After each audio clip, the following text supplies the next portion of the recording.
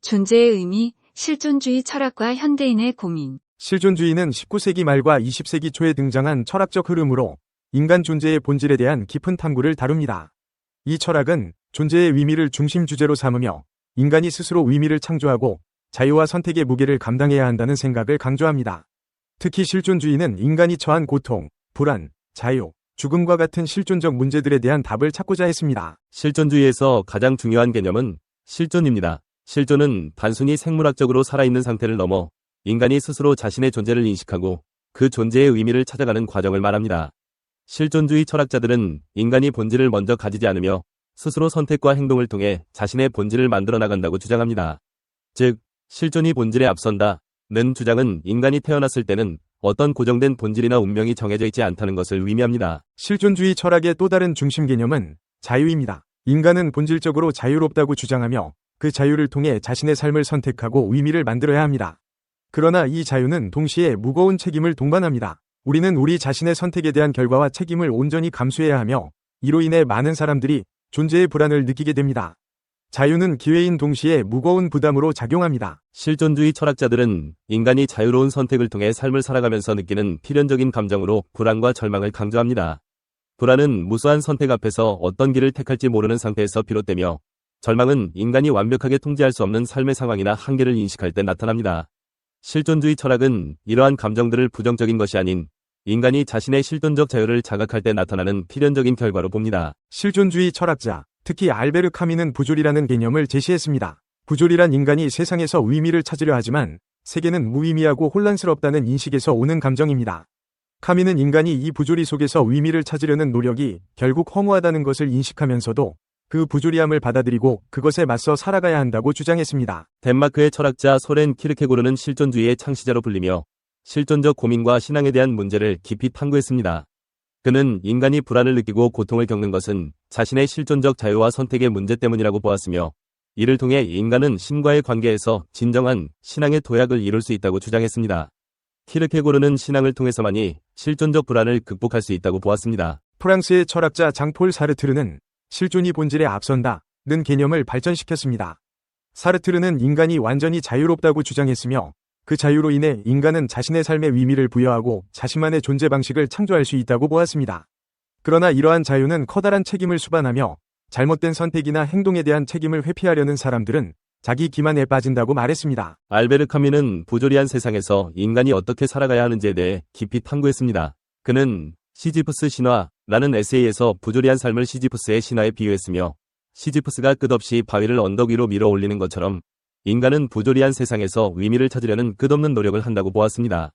카뮈는 인간이 이 부조리함을 인정하면서도 그 속에서 삶의 의지를 잃지 않고 살아가는 반항적인 인간이 되어야 한다고 주장했습니다. 실존주의 철학은 현대인의 고민을 이해하는 데에도 유용합니다. 현대사회에서 많은 사람들은 직업, 관계, 사회적 지위 등 다양한 외부적 압박 속에서 자신의 정체성과 존재의 의미를 잃고 방황하는 경우가 많습니다.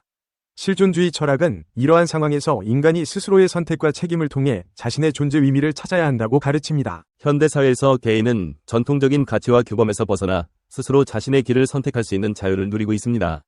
그러나 이 자유는 동시에 큰 책임을 동반하며 많은 사람들은 선택의 무게에 짓눌려 불안과 압박을 느낍니다. 실존주의 철학은 이러한 현대인의 고민을 설명하며 선택의 부담을 인정하고 그 속에서 스스로의 삶의 의미를 창조하는 것이 중요하다고 말합니다. 현대인들은 일상 속에서 반복되는 무의미함과 허무함을 경험하기도 합니다. 카미가 말했던 부조리는 오늘날 많은 사람들이 느끼는 감정과 연결됩니다. 기술 발전과 소비주의, 물질적 풍요 속에서도 인간은 여전히 삶의 근본적인 의미를 찾기 어려워하고 이러한 부조리함에 직면합니다. 실존주의는 이러한 상황에서 절망하지 않고 그 부조리 속에서도 자신의 길을 찾고 의미를 부여하는 적극적인 태도를 요구합니다. 실존주의 철학은 삶의 의미가 외부에서 주어지지 않으며 개인이 스스로 그 의미를 창조해야 한다고 가르칩니다. 이는 현대사회에서 자주 느끼는 허무감과 공허함 속에서 인간이 선택을 통해 자신의 삶을 형성할 수 있는 자유를 인식하는 데 중요한 가르침이 됩니다. 불안과 절망은 실존적 고민에서 나오는 자연스러운 감정입니다. 실존주의 철학자들은 이 감정들을 피해야 할 부정적인 것들로 보지 않고 오히려 자신의 삶을 돌아보고 성찰하는 기회로 여깁니다. 현대사회에서 많은 사람들이 심리적 불안과 압박을 경험하지만 이러한 감정들이 성장을 위한 출발점이 될 수 있습니다. 결론으로 실존주의 철학은 인간 존재의 본질과 의미를 깊이 탐구하며 현대사회에서 많은 사람들이 직면하는 정체성, 자유, 불안, 허무함에 대한 고민을 설명하는 데 유용한 도구입니다. 인간은 자신의 자유를 통해 삶의 의미를 스스로 창조해야 하며 이러한 과정에서 불안과 부조리함을 자연스럽게 받아들이는 자세를 가질 필요가 있습니다. 실존주의는 궁극적으로 인간이 자신의 존재를 자각하고 그 속에서 의미를 찾기 위한 철학적 길잡이가 될 수 있습니다. 20세기 실존주의 철학의 창시자 키에르케고르. 1940년대 유럽 사람들은 인류를 전쟁의 재앙으로 몰아넣은 정의와 진보 같은 장밋빛 이념의 환멸을 느꼈다. 이념은 사람을 행복하게 해주는 것이 아니며 진정 중요한 것은 개개인의 삶과 자유임을 깨달은 것이다. 따라서 이 시기에는 이념에 대한 그릇된 확신을 거부하고 개인의 체험과 자유를 강조하는 새로운 철학이 유행하는데 이것이 바로 실존주의이다. 그리고 이미 한 세기 전에 개인의 의지와 선택의 중요성을 외친 유럽 변두리에 한 철학자가 비로소 실존주의의 선구자로 주목받았다. 이 사람이 바로 신 앞에 선 단독자 키에르케고르이다. 키에르케고르는 20세기 실존주의 철학의 창시자로 추앙을 받았지만 사실 그의 삶에는 그다지 극적인 장면이 없다. 부유한 상인의 아들로 태어나 스스로 원해서 실현을 당했고 후에 이름난 작가가 되었다가 사회의 유명 인사들과의 끊임없는 논쟁에 휘말려 그 결과 과로로 쓰러짐. 눈에 띄는 것들만 뽑아본다면 이 정도로 간단하게 정리되는 삶일 뿐이다. 그러나 내면을 주의 깊게 들여다본다면 그의 삶이 결코 평범하지 않음을 알게 될 것이다. 삶 전체가 엄청난 도덕적 갈등과 번뇌의 연속이었고 끊임없는 자기 반성으로 가득 차 있었다. 그는 합리론을 비판하고 신과 세상, 죄와 속죄 그리고 존재와 두려움에 대해서 고찰했다. 마침내 이러한 삶에 가장 큰 영향을 끼친 사람은 그의 아버지였다.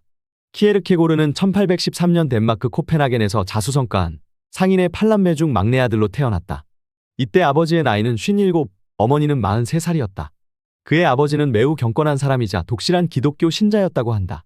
키에르케고르가 후에 내게는 어린 시절이 없었다 라고 할 정도로 아버지는 그에게 신앙에 따른 엄격한 교육을 시켰다. 그러나 이러한 엄숙함은 어떻게 보면 아버지 자신의 죄의식의 결과이기도 하였다. 그는 평생 죄의식에 시달릴 만한 일을 2번 저질렀기 때문이다. 하나는 키에르케고르의 어머니와 결혼한 일이다. 원래 그의 어머니는 집안의 하녀였는데 아버지와 혼인한 후 2달 만에 첫 아이를 낳았다고 한다. 이 때문에 어떤 학자는 이를 강간에 의한 어쩔 수 없는 결혼이라고 보기도 한다. 당시의 교회법은 재혼을 금지하고 있었지만 이 결혼은 아버지의 2번째 결혼이었다. 교회법을 어기면서까지 결혼할 수밖에 없었던 상황. 그리고 2달 만에 낳은 아기는 그에게 지울 수 없는 죄책감을 남겼을 것이다.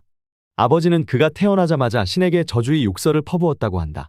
다른 하나는 그가 젊은 시절 서부 유틀란트의 황무지에서 한 가난한 소작인의 조수로 일을 할 때 추위와 배고픔에 못 이겨 하늘에 대고 신을 저주한 일이다.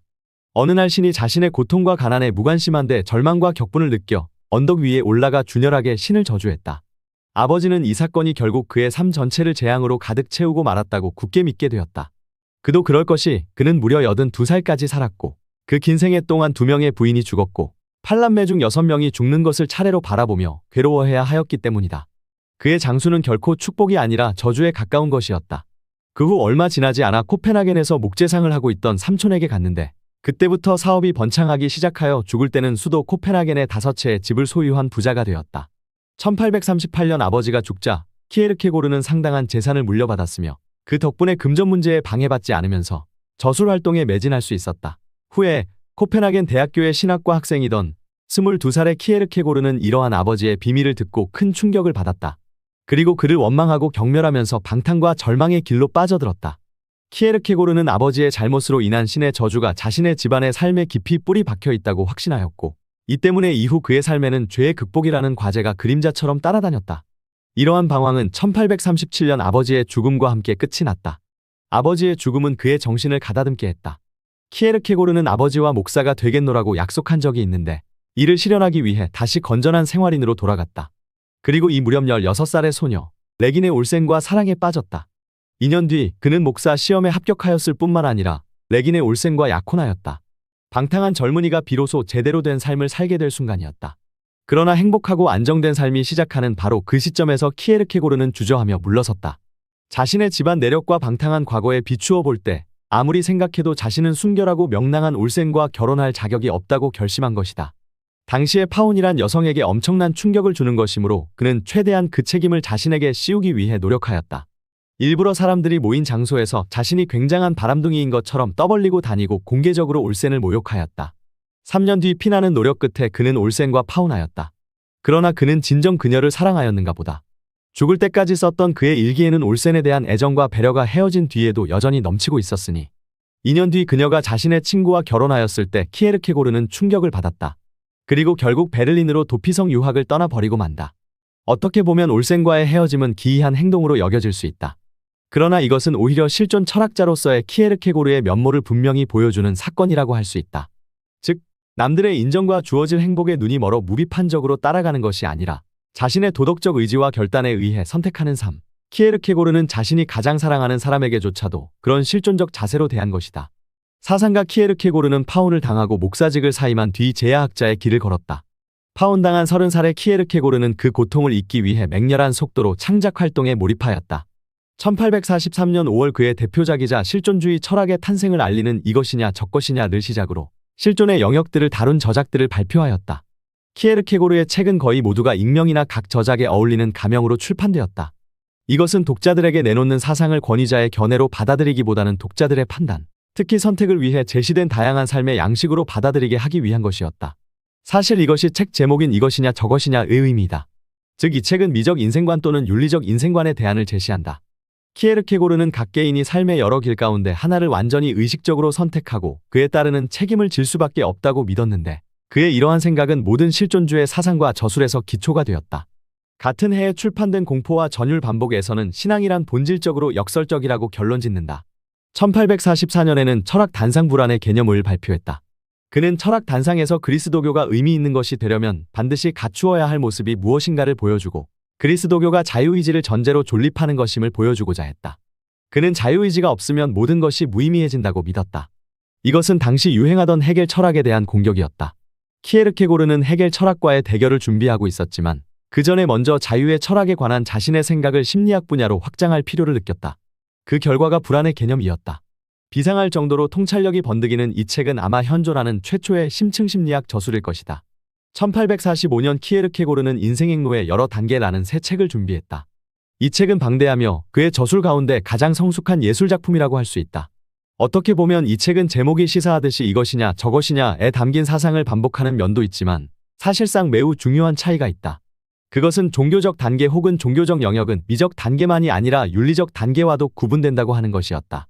사실 이러한 발전은 인간 윤리가 삶의 방식으로는 부적합하다는 점을 보여주려 한 이전의 모든 저술들에 구현되어 있는 생각들의 논리적 결과였다.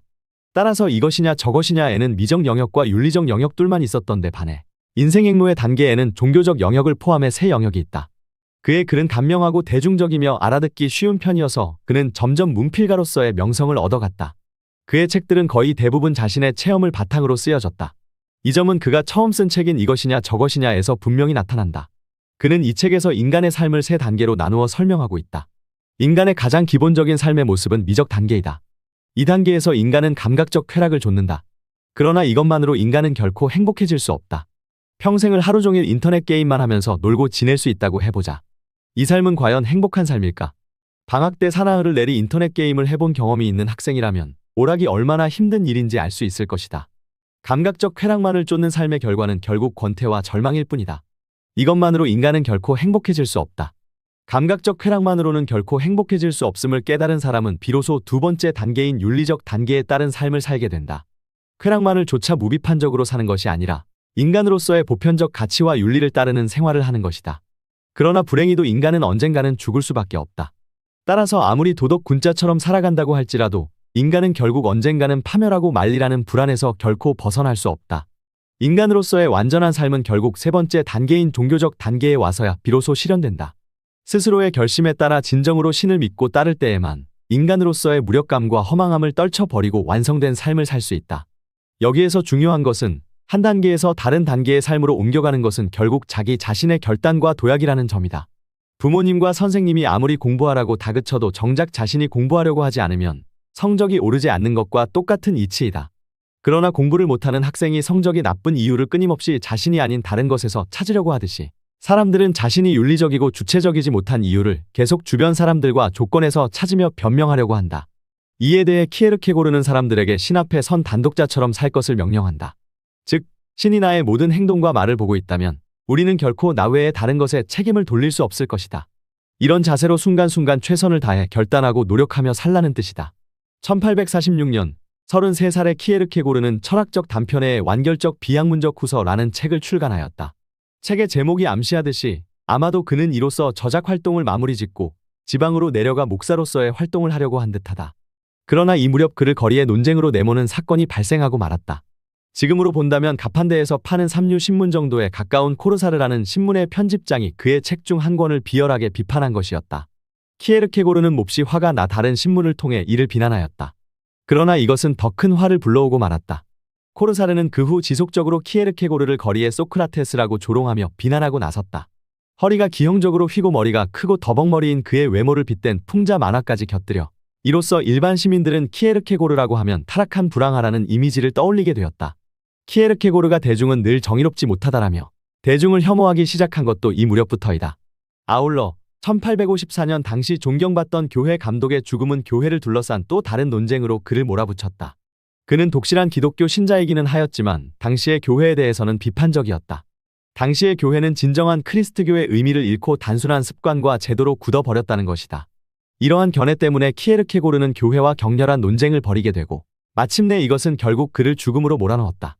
그는 대중의 위선적 신앙을 엄하게 비판했으며 절망의 구렁텅이에서 단독자로서의 신을 탐구하는 종교적 실존의 존재 방식을 추구하였다. 1855년 10월의 어느 날 키에르케고르는 교회와의 싸움 때문에 기진맥진하여 거리에서 졸도하였다.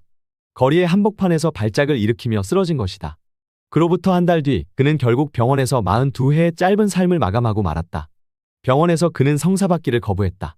결국 그는 속죄를 받지 못한 채 죽음을 맞이했다. 키에르케고르에 대한 관심이 널리 퍼진 것은 그가 고독하게 죽은 뒤 약 1세기가 지나서였다. 임종이 다가오자 키에르케고르는 인간의 타락에 대한 자신의 암울한 철학에 입각하여 마지막 말을 시로 표현했다. 나는 범죄를 통하여 태어났네. 나는 신의 뜻을 거스른 채 만들어졌네. 그러니 나의 생명을 앗아가 다오. 이 비디오가 유용했다면 좋아요와 구독 버튼을 눌러주세요. 건강한 삶을 위한 더 많은 팁을 공유할 테니 계속해서 성필원 채널을 지켜봐 주세요. 감사합니다.